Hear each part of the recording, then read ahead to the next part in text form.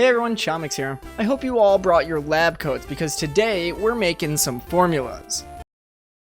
Science. Specifically, the gameplay formula for the perfect 3D Sonic game. I'm under the impression that the formula for 3D Sonic has yet to be perfected. As big of an adventure stan as I am, even I can acknowledge that those games still have so much room for improvement. After all, they came out on the Dreamcast and had a ton of limitations due to hardware. With what we have today, realizing the perfect formula for a 3D Sonic game is definitely possible. It's just a matter of figuring out how to do it. So what ingredients make the perfect 3D Sonic game? Before we even start, we need to ask the question, what makes for a good video game in general?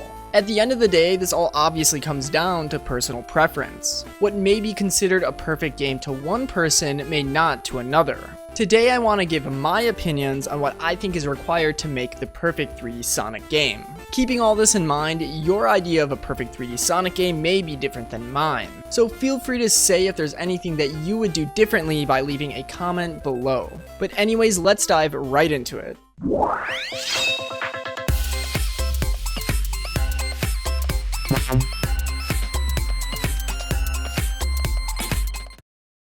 Right off the bat, I just want to mention it because I know people are going to mention it in the comments. I absolutely love the adventure games and have a pretty big bias towards them. Although having some pretty big flaws, I think they were both the closest games we got to this perfect 3D formula. So likewise, I'll be using the adventure games as a base for most of my ideas. But like I said, these games have a ton of flaws, so my goal here is to see if we can improve upon the adventure formula to make our own. To do this, I'll be changing around and adding things from other amazing Sonic games, 2D and 3D, as well as adding some new ideas of my own. I don't want to just recreate the adventure games, I want to push them forward into something new. Alright, the first category I want to touch on is level design. One thing I've noticed whenever I play a Sonic game is that if the levels go on for way too long, it just kind of kills it for me. Sonic Heroes and especially Unleashed, for example, have single levels that can span out to almost 30 minutes, and possibly even longer if you're really struggling. I think the level sweet spot should be around 5 minutes each. Longer doesn't necessarily equal better. But what we can do to make up for these more short burst incremented levels is to have more levels. Imagine if Unleashed took some of its longer levels and just split them up into 2. Unleashed would totally be my cup of tea then. So I'm thinking of something like this. Like the classic games and even Sonic Heroes, a 2x setup for each zone would be able to both give more of each zone while breaking it up into easier to digest portions. And finally, as the cherry on top, put in a boss fight as Act 3. Bam, you've got yourself a proven and successful formula for the level progression structure. I love the level design in the adventure games, but one thing I always thought that it lacked were branching pathways. If you're an adventure stan like me, you may not want to hear this, but the adventure games are kind of linear. Most times there's really only one straightforward path to go through, sometimes two. I know we can do better than this. The level design from the classic era of games, hell, even Sonic 1, provide you with so many alternate pathways. And usually the upper paths, which tend to be the fastest, require the most skill to get to and stay in. The boost games do this pretty well too actually, but I don't think they get quite as extensive as the classic games. I'd love to have this implemented in a more adventure-styled level design. It's one of the biggest things missing from that formula and would add so much replay value. The last thing that we absolutely need is physics-based level design. Especially in the classic and adventure era, the level design makes use of things like slopes, ramps, and hills to let you utilize momentum in really creative and freeform ways. But from Sonic Heroes and on, this aspect kind of got lost in translation. A key player in this type of level design is, like I said, momentum. And momentum needs to be a thing that should be earned and then maintained with skillful play. Levels built with this in mind would be one of the most vital pieces to creating the perfect 3D formula. The next thing I want to add, just to tie all the levels together, is hub worlds. The hub worlds in Adventure 1 and Unleashed were just great for exploration, and that's something I'd love this gameplay formula to have a strong emphasis on. While the actual levels would be more get to point A to point B like usual, the hub worlds would be semi-open world and provide these huge sandboxes for players to mess around in and experiment with their movement and controls. Think Sonic Adventure 1 hub worlds, but without the loading screens in between each of the sections, but areas like Station Square and Mystic Ruins would be separate maps. One of the bigger things to do in these hub worlds besides accessing new levels would be collectible hunting, but I'll get more into what these collectibles would be and do a bit later on in this video. So now it's time we talk about arguably one of the most important pieces to this puzzle, player controls. Now hear me out on this one, Sonic needs to be slower, specifically compared to the boost gameplay formula. In my opinion, the boost needs to be ditched entirely because, as I mentioned before, we want momentum to be earned and maintained via skilled gameplay. I really think modern Sonic is just too fast, and the incredible amount of speed has so many consequences. For one, the level design needs to be so big just to compensate for how fast Sonic travels across it. It also sacrifices a lot of control the player has over Sonic. It just wouldn't work with what we're going for with the level design philosophy we have so far. I actually made an entire video on how modern Sonic is too fast a while ago, so if you want my super detailed thoughts on this subject, make sure to check it out after this video.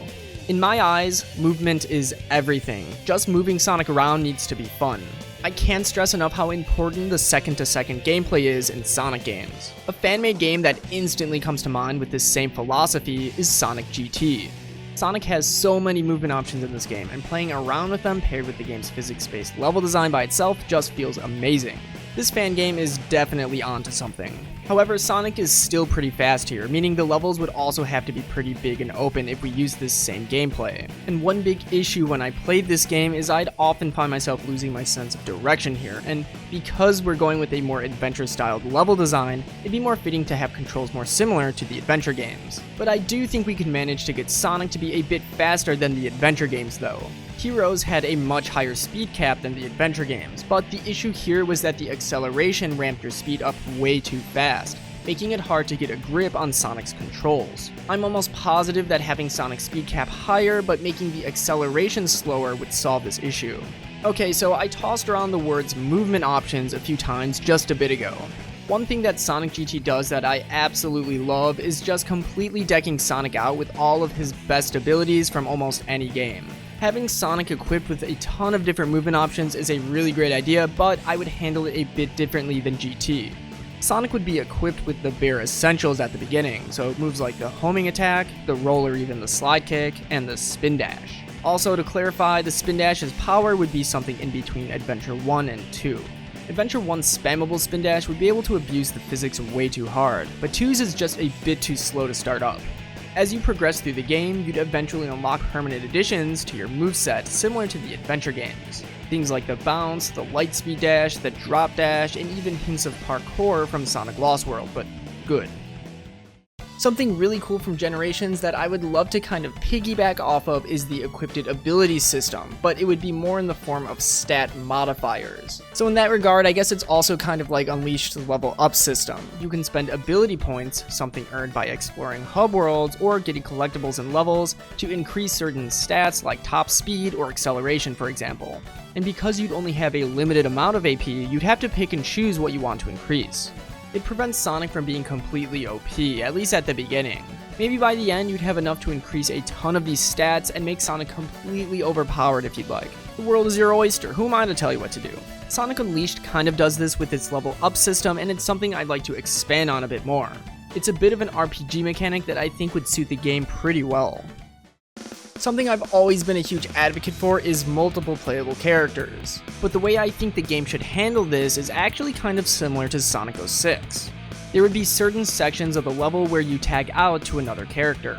For example, halfway through a level you might need to take control of Tails or Knuckles, but don't worry, you aren't going to be controlling Tails inside of a mech or anything. When playing these characters, you'll go through sections of the level that highlight their abilities and strengths. For example, Tails' sections would focus on exploration and puzzle solving, while Knuckles would be more combat focused.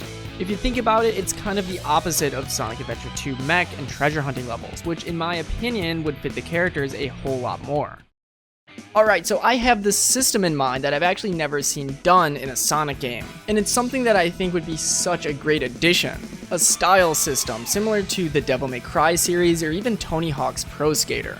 For those of you that don't know what I'm talking about, it would basically be a meter grading you on how stylishly you're playing. You'd constantly be fighting to keep this meter as high as possible, and the way to do this would be to do stylish things like maintaining your speed, rail grinding, doing tricks, chain attacking enemies, and more. And similar to Devil May Cry, you'll need to make sure that you have variety in your style. Doing the same trick or move over and over would make it go stale, contributing less and less to the meter each time. Slowing down, getting hit, or missing a trick would reset the meter, so you'll want to make sure to play skillfully and stylishly to keep it up.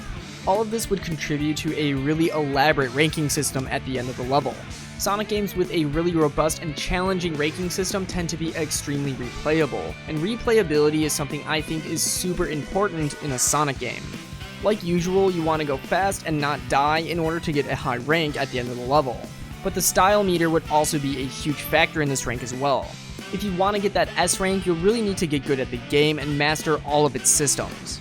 That would mean doing everything exceptionally well. Clearing the level without dying, getting a really good time, and finishing the level with a huge style meter. I think we have a pretty good foundation so far for the perfect 3D formula, but there's a few extra little things that I would add just to be the little bow on top. The first one being multiplayer modes. Having a nice online and couch split-screen co-op feature would have a lot of potential, but I think it'd be really hard to do. I'd instead like to focus on a versus mode similar to Adventure 2 Battle. Sonic games tend to have pretty janky multiplayer modes, and Adventure 2 Battles is really the only one I'd say is anywhere near excellent. You really can't go wrong with a good old-fashioned race. I'd love to take what the battle mode did right and really home in on it.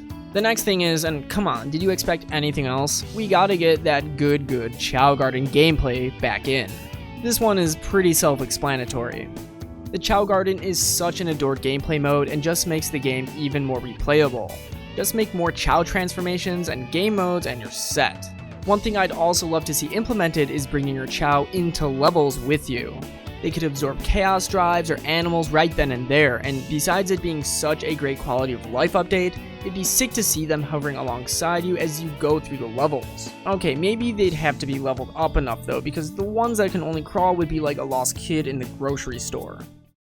And those were all the ingredients that I think would make the perfect 3D Sonic game. Easier said than done though, right? It's one thing to have a bunch of cool ideas, but actually implementing them is a whole other story. As a game dev, you usually have a bunch of higher-ups pushing you for results with stressful and unrealistic deadlines. So is it realistic to expect all these things in a Sonic game? Well, apparently with Sonic Team deciding that they're gonna have longer development times, hopefully something like this is a lot more feasible. We'll just have to wait and see what this extra time allows them to do with this next game.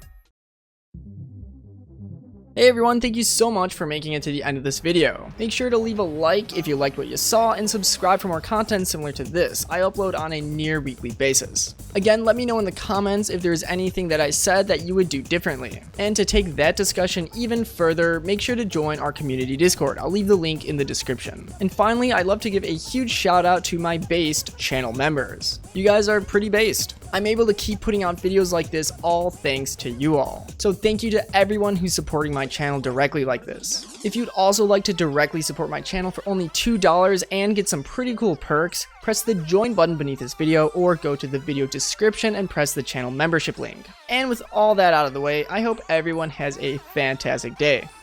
Peace.